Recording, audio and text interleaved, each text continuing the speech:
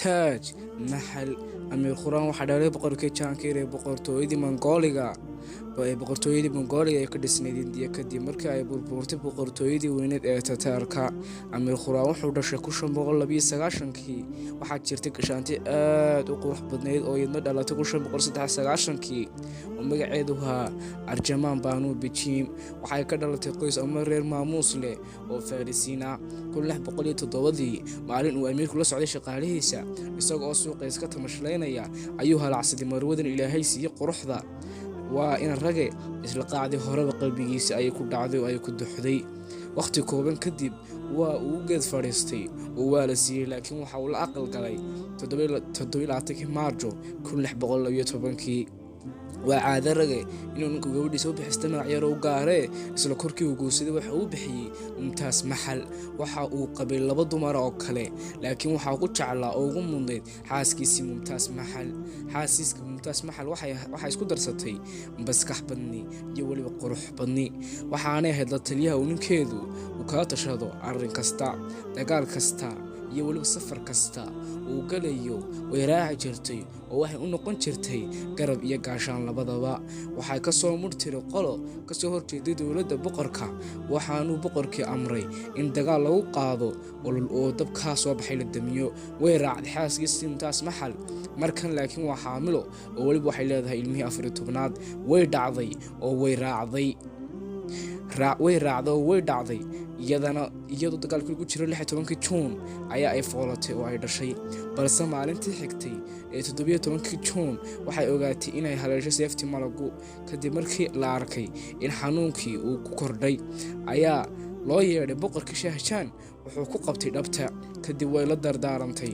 waxay kala dardaarantay in aanu guursan iyada dabadeed gabadh, iyada oo uga baqaysa in ay siin weydo jacaylkii ay siin jirtay iyo waliba in uu waayo daryeelkii ay siin jirtay.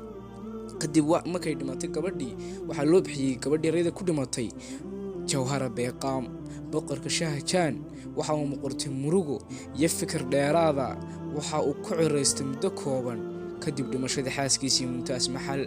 markii ay xaaskiisii alleysatay amba ay dhimatay waxaa lagu aasay deegaankii ay ku dhimatay ee Birhamboor. kadib waxa uu ogaaday in aanu xasuusteeda ku noolayn karin halkaa. kadib waxa uu soo raray xagga caasimadda. waxaa lagu soo qaaday laxashtaag ah. waxaa la dhigay dhismo u dhow webiga Yamuna. kadib waxa uu ka fikiray inuu u dhiso dhismo aad u qurux badan oo reeba xasuus. waxaa xaggaa ka dhashay dhismo taariikhda galay oo Hindiya ku faanto oo la yidhaa Taaj Mahal. 1631kii markii uu xilka qabtay boqorka Shah Jahan waxa uu dilay walaaladiis oo isagoo diidan inay xilka kula noolaadaan. aabihii waxa uu faray dhammaan ciidankii uu faray boqor Shah Jahan dhammaan ciidankii ay ka hortagaan weerarka, laakiin aanay dilin wiilkiisa. laakiin wiilkii ayaa dilay oo mariyay ciidamadii. wuxuu ku dhintay oo ku xijaabtay aabihii qalcadaha Agra. waxa uu dhintay 12 Juun 1660kii. wiilkiisii wuxuu garab aasay xaaskiisii Mumtaaz Mahal. waa meelaha ay ku faantay Hindiya dhaqaalaha ugu badanna ka hesho. waxay markhaati ka tahay bilicda uu soo kordhiyay adduunka. 1983kii waxa ay isku dartay leeyahay raadinaca caalamiga ah. waxaa dhisay jiray Isa Shirazi iyo Amanullah Khan iyo Ahmedullah Hori. Ahmedullah Hori wuxuu ahaa ninkii injineerkii ugu weynaa. ereyada lagu ammaano Taaj Mahal waxaa ka mid ah dambiilaha waajib ku tahay inuu jidkan qasrigiisa u soo dhameeyo si gafafkiisa oo dhan meel looga xooro. dhismaha caalamka waxaa loogu dhidbay si loo muujiyo sharafta abuuraha kownkan oo dhan oo looga jeedo Ilaahay.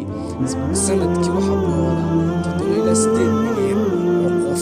waxa uu ku yaalaa magaalada Agra, Andhra Pradesh, India. waxaa lagu dhisay uu socday dhismihiisu 20 sano. waxaa kale uu gumcaha jiray boqorkani boqor Shah Jahan u jeednaayay dhammaan shaqaalihii Taaj Mahal oo dhammaan 20,000 oo shaqaale. sida Taaj Mahal waxay muujinaysaa macnaha uu leeyahay iyo weliba uu leeyahay iyo qiimaha uu leeyahay iyo qiimaha uu mudan yahay. jacaylka dhabta ah haddii laga run sheego jacaylkan wuxuu ku dambeeyaa kob cagaaran iyo iyo farxad iyo barwaaqo. dhowrsanaanta iyo ballanbuufintuna waa astaamaha uu Alle ku ammaanay addoomihiisa. Wassalaamu calaykum waraxmatullaahi wabarakaatuh.